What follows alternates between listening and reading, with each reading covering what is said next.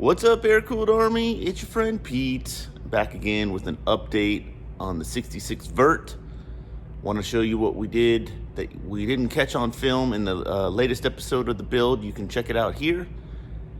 Want to show you around what we did, how we did it, and kind of get you all up to speed on where we're at and what's left to do. Waiting and you drive in the dark, nobody home. Wading through your pond in the yard where you shimmer and glow. And I wonder if I should go, but you wanted me to stay. And I feel like I should go, and you wanted it that way. No one else built these walls made of pure glass, higher to fall. No one else taking my call. So since the last video, we put the gas tank in, locked it down, the carpet kit back in, the spare tire back in, and we did an alignment. And we don't have obviously an alignment rack here to do more of a computerized, so we did what's called a poor man's alignment. And we pick a groove in the front tire and we go to the other side of the front tire and we measure from the front, and then we go to the back and we come up with the same measurements. So for this instance, it was 49 and 7/16, and it was 49 and 3/16 and 49 and 11/16. So we adjusted the tie rod, that 1/4 inch 4/16, and we got it to perfect. So we have the same equal amounts of left turn and right turn. Once we did that, I'll kind of show a picture here of how we squared the car up by putting a straight edge from here to here and pulling a measurement over to the center of the rear axle. So we found out that the car was 1/8 of an inch off. This side was farther back 1/8 of an inch. That side was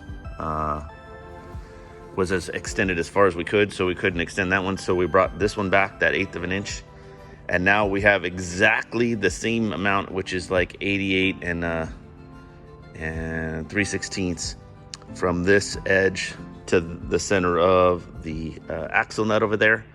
So now we have all 4 wheels in complete square, rectangle if you want to be correct, but square to one another. So basically you can just like go to the steering wheel, the car will go straight, and anytime you dynamically hit a dip, the stretch of the suspension will be equal. There won't be one closer and have a different reaction from side to side. It's completely square. So we also did a measurement from the torsion cap to the ground, and it's equal on left to right. Slightly different in the fenders, and after doing some measurements, the fenders are a little wider, so we know that we have wider from side to side, meaning that they have been buckled from an accident, or they have missed like different country, like say an Italian fender and a German fender over there. So we assume that all the fenders are the same, and the answer to that is no, they are not. So when we did our measurements up, we were off like 1/4 of an inch, but the suspension to the ground was exactly right. Come up to the front, and I don't know if you can catch this on film, but there's a buckle right here. And so we started pulling measurements from a straight edge here to the light housing, straight edge to light housing, and this fender is pushed back 1/4 inch more than that fender. and this fender is 1.5 inches wider than that fender. So once again, you assume that everything is good because the car looks pretty straight, but if you watched any of the last episodes, you know that this car is far from being babied. So we did what we could with the beam to bring it plumb and true to the body, and then we locked down the beam bolts, and then we did the same thing back here after we made that adjustment, we locked down the spring plate to the axle tubes, and we did that because we left them somewhat loose to allow us to get the right adjustment to once again true the car up. So we got the motor back in. Now the motor is sitting a lot higher.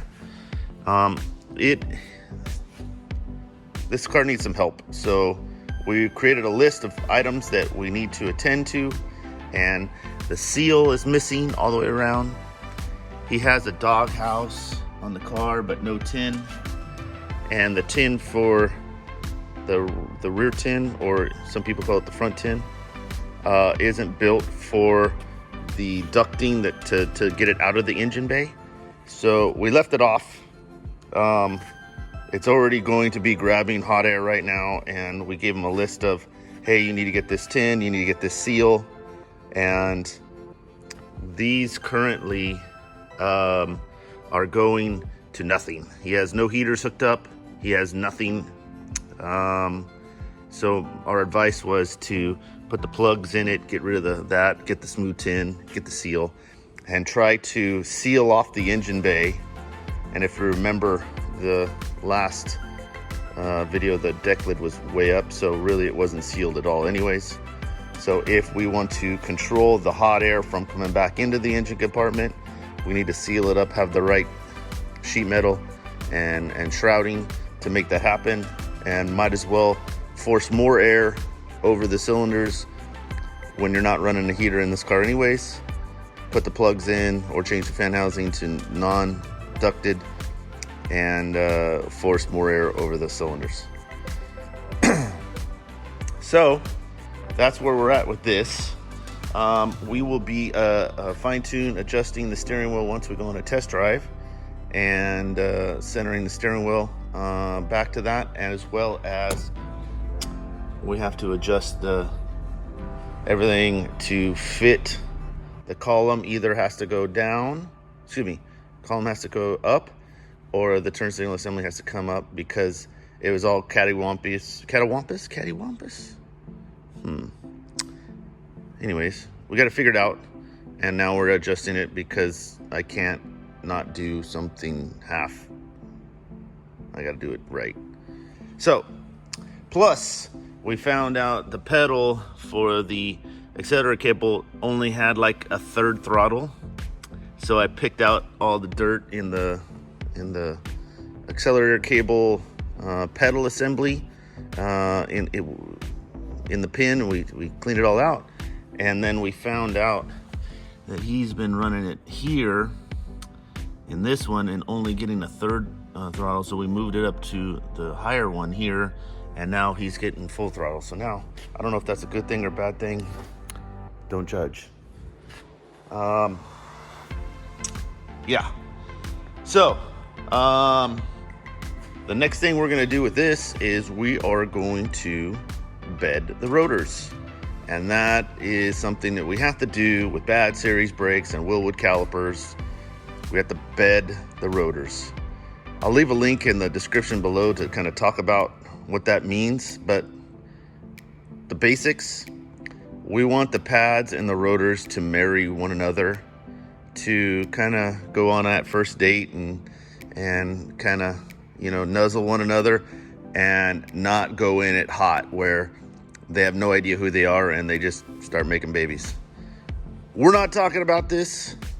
We're going to show you a series of stops to put the heat cycles in the rotors and the pads so that we don't create any noise, and we have positive braking, and that's all part of doing it right. and we do it right. So follow along. We'll get this. We'll get to make this happening, and we'll go from there.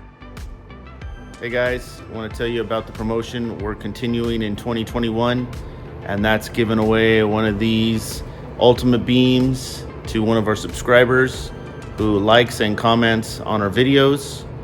Once we hit 10K, we're at this number right here right now. Once we're at 10K, then we're going to randomly select a subscriber and make sure they've commented on one of the videos, and we're going to give it away for your Type 1 Beetle, Gia, Type 3 thing.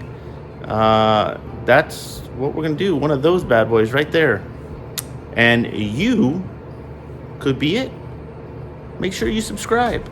Make sure you like. Now back to the film.